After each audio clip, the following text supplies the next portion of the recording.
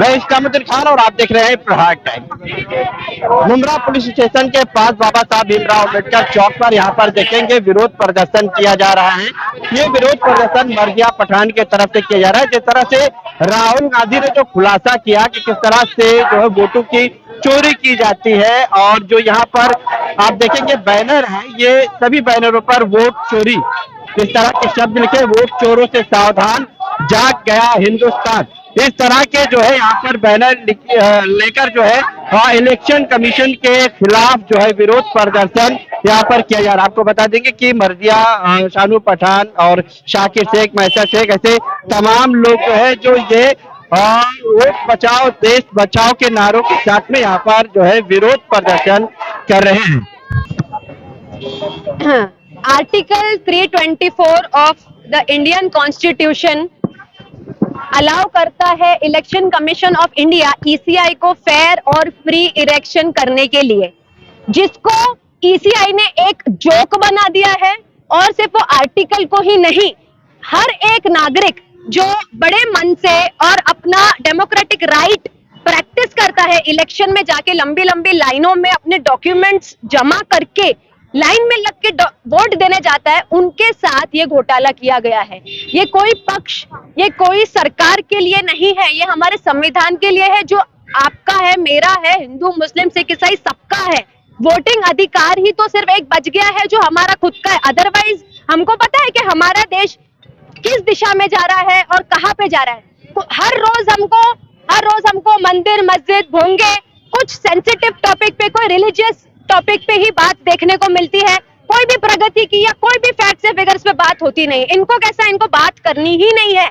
जो भी इनके ऊपर एलिगेशंस लगे हैं, ये 2024 के लोकसभा में भी और 2024 के विधानसभा में भी बार बार हर बड़ा नेता बोल रहा था कि कुछ तो भी गड़बड़ चल रही है, कुछ तो गड़बड़ हो रही है, घोटाला हो रहा है, रिजल्ट्स, पोल्स, लोगों की मेहनत, सारी चीजों के विपरीत रिजल्ट कैसा आ रहा है, कुछ तो गड़बड़ चल रही है। प्लस हमको सोशल मीडिया पे ऐसी चीजें देखने को मिल रही थी, ऐसी वीडियोस आ रही थी कि एक चाचा का इंटरव्यू हो रहा है गांव साइड में, वो 7-7, 8-8 वोट दे रहा है एक इंसान। और हम जैसे हम लोग लोकल लोग यहाँ पर जब इलेक्शन हो रहा था तो हम लोग सुपरविजन करने के लिए जाते थे, हमारे पास लोग आते थे, बड़े अच्छे responsible citizen, teachers, principles, businessman लोगों के साथ भी ये हुआ है कि वो जीवित जिंदा सामने खड़े हैं और उनका वोटर आईडी पे, उनके यूआरबी पे किसी और का फोटो और किसी और का नाम है। तो इलेक्शन कमीशन का ये सब ड्यूटी है ना सारी चीजें करने का। अब अबव दैट जब उनको ये सारे सवाल किए गए तो उन्होंने अपनी वेबसाइट पर से डिजिटली जो लिस्ट लगाई थी उसको हटा करके स्कैन्ड कॉपी डाल दी। अब बहुत सारे लोग बोलेंगे अरे डाला तो है, अरे मगर दिमाग यूज कीजिए कि स्कैन्ड कॉपी में करोड़ों में अगर किसी को मुझे ढूंढना है तो वो मुश्किल होता है, वेयर डिजिटली रहे तो it's easy to find out लोगों को अगर ढूंढना है तो। अब उस पे एलिगेशंस पे ईसीआई ये बोलता है कि all these allegations are misleading. इतने बड़े मुद्दे पे, इतने बड़े एलिगेशन पे भारत की सबसे इंडिपेंडेंट इंस्टीट्यूट पे इतनी बड़ी बात की जा रही है और उनको अकाउंटेबिलिटी ही नहीं लेनी है, उनको बात ही नहीं करना है इस चीज पे। They don't want to talk. अरे आपको जवाब राहुल गांधी जी को नहीं देना है, आपको जवाब हमको देना है, देश की जनता को देना है, देश के युवा को देना है। क्या सिखाएंगे हम अपने आने वाले युवा को? ये तो वही बात हो गई। एक्स चीफ मिनिस्टर जो थे हमारे, जो अब डेप्यूटी चीफ मिनिस्टर है, उनको पूछा गया एक डिबेट में कि आपको नहीं ऐसा लगता कि लोगों के वोटिंग के अधिकार के साथ छेड़छाड़ हो रही है और लोगों का वोटिंग का अधिकार के साथ मिसयूज हो रहा है, क्योंकि मैं चुन किसी और को रही हूँ, फिर वो जीत के आता है और चुनता किसी और को है।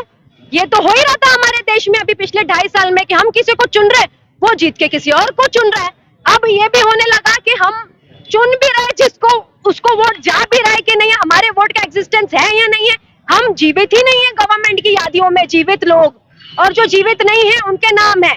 कुछ स्टैटिस्टिक्स, हम लोग महाराष्ट्र के हैं तो हम लोग महाराष्ट्र के स्टैटिस्टिक्स के बारे में बात करेंगे, जो हम लोगों ने जितने भी सोशल मीडिया पे है उन्होंने भी इस चीज पे रिसर्च की कि ईसीआई के अकॉर्डिंग टोटल वोटर्स 2024 इलेक्शन में कुछ थे 9,64,85,765।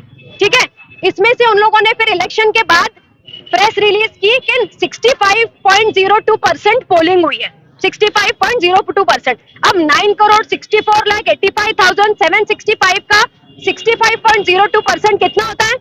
6,27,35,044.4 ये होता है। मगर फिर उनका ये रिलीज आता है कि टोटल वोटिंग कितनी हुई है। ईसीआई का ऐसा बोलना है कि 6,40,85,195। तो 13 लाख वोट जो ये एक्स्ट्रा बता रहे हैं, ये कहां से आए जब 65.02% दूसरा होता है। तो दूसरी चीज ये कि लोकसभा इलेक्शन में टोटल वोटर्स जाहिर जो किए गए थे वो थे 9,23 लाख समथिंग।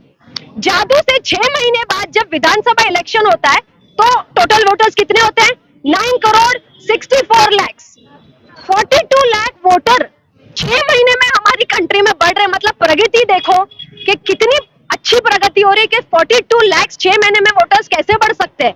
नेक्स्ट इम्पॉसिबल है क्योंकि जो एग्जिस्टिंग वोटर है उनके नाम काट दिए जा रहे हैं। तो ये पूरी इलेक्शन कमीशन को इसके ऊपर जवाब देना पड़ेगा। ये जो चीटिंग से गद्दी पे बैठे हैं, वोट चोरी किया हुआ है भारत देश के लोगों का, उनको जवाब देना पड़ेगा। कब तक ये चुप रहेंगे? कब तक दे विल नॉट टॉक? आप कह रहे हैं कि इलेक्शन कमीशन को जवाब देना पड़ेगा, लेकिन जब इलेक्शन कमीशन से सवाल होता है तो उसका जवाब तो बीजेपी के लोग देते हैं। एग्जैक्टली हम लोगों का बोलना यही है कि जो आर्टिकल 324 है वो इंडिपेंडेंट बताता है इलेक्शन कमीशन को।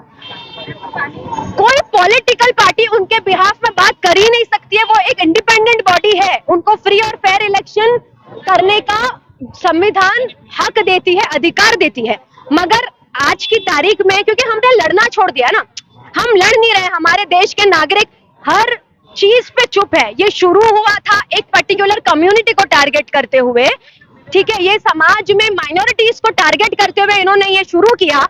अब ये चीज वोटर पे आ गई है, चाहे वो माइनॉरिटी का वोटर हो या मेजॉरिटी का वोटर है। तो ये हम कहते हुए आए हैं, ये इनकी पूरे देश से ही दुश्मनी है। ये सिर्फ खुद को बड़ा करना चाहते हैं। वन नेशन वन इलेक्शन की थ्योरी उन्होंने पेश की, तो शायद उसका मकसद भी यही है कि जी भर के वोट चोरी करो, फिर उसके बाद में सत्ता में बैठो और नफरत फैलाओ।